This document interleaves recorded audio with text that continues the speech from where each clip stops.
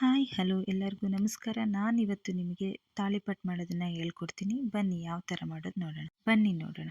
ಮೊದಲನೇದಾಗಿ ಈರುಳ್ಳಿ ತೊಗೊಂಡಿದ್ದೀನಿ, ಕ್ಯಾರೆಟ್ ತುರಿದಿಟ್ಕೊಂಡಿದ್ದೀನಿ, ಕ್ಯಾಪ್ಸಿಕಮ್, ಹಸಿರು ಮೆಣಸಿನಕಾಯಿ, ಖಾರದ ಪುಡಿ, ಗರಂ ಮಸಾಲ,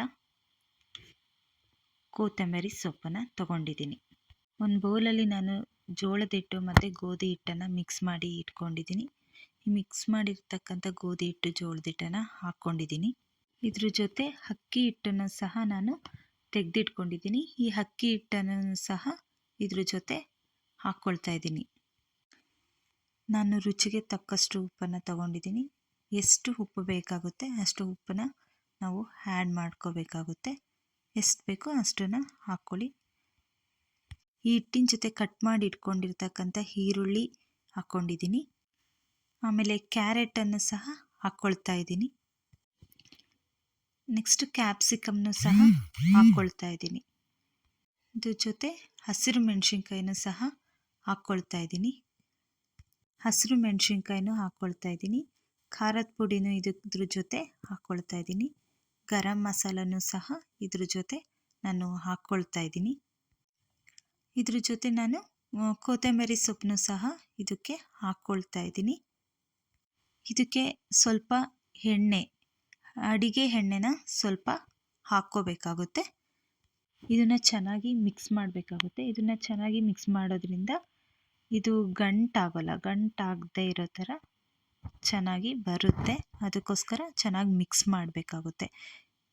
ಆಮೇಲೆ ಇದಕ್ಕೆ ಎಷ್ಟು ನೀರು ಬೇಕು ಅಷ್ಟು ನೀರನ್ನ ಹಾಕ್ಕೊಳ್ತಾ ಸ್ವಲ್ಪನೇ ನೀರು ಹಾಕಿ ಕಲಿಸ್ತಾ ಹೋಗಬೇಕಾಗುತ್ತೆ. ಸ್ವಲ್ಪನೇ ನೀರು ಹಾಕಿ ಇದನ್ನು ಕಲಿಸ್ತಾ ಹೋಗಿ ನಾನು ಇದನ್ನು ಯಾವ ಹದದಲ್ಲಿ ಅಂದರೆ ಚಪಾತಿ ಹಿಟ್ಟಿನ ಹದದಲ್ಲಿ ಕಲಸಿದ್ದೀನಿ. ಈ ಚಪಾತಿ ಹಿಟ್ಟಿನ ಹದದಲ್ಲಿ ಕಲಸಿ ನಾನು ಇದನ್ನು 5 ಮಿನಿಟ್ಸ್ ತೆಗೆದಿಡ್ತೀನಿ. 5 ಮಿನಿಟ್ಸ್ ತೆಗೆದಿಟ್ರೆ ಸಾಕಾಗುತ್ತೆ. ಆಮೇಲೆ ಈ ತಾಳಿಪಟ್ಟನ್ನು ನಾನು ತಟ್ಟೋದಕ್ಕೆ ಹೋಳಿಗೆ ಮಾಡೋ ಪೇಪರನ್ನು ತೊಗೊಂಡಿದ್ದೀನಿ. ಆಮೇಲೆ ನಾನು ಗ್ಯಾಸ್ ಆನ್ ಮಾಡ್ಕೊಳ್ತಾ ಇದ್ದೀನಿ. ಈ ತಾಳಿಪಟ್ಟು ಮಾಡೋದು ತುಂಬಾ ಈಸಿ. ನೀವು ಮನೇಲಿ ಟ್ರೈ ಮಾಡಿ ನೋಡಿ. ಇದು ತುಂಬ ಚೆನ್ನಾಗಿರುತ್ತೆ ತಿನ್ನಲಿಕ್ಕೆ. ಬನ್ನಿ ಇವಾಗ ತವಾನ ನಾವು ಗ್ಯಾಸ್ ಮೇಲೆ ಇಡೋಣ. ತವ 5ರಿಂದ 10 ನಿಮಿಷಕ್ಕಾದರೆ ಸಾಕಾಗುತ್ತೆ.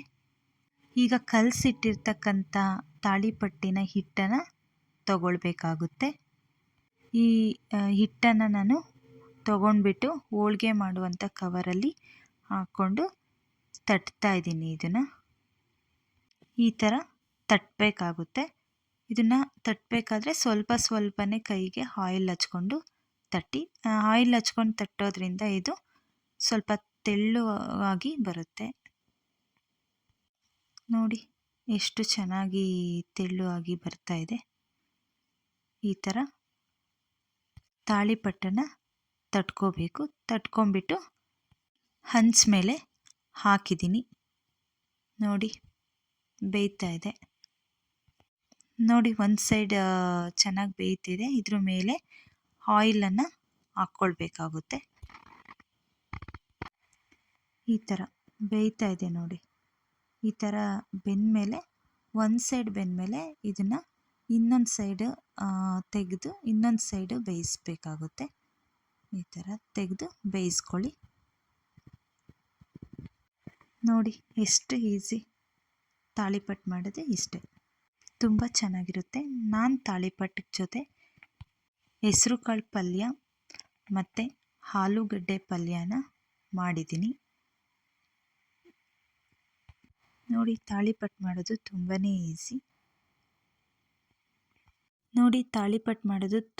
ಈಸಿ.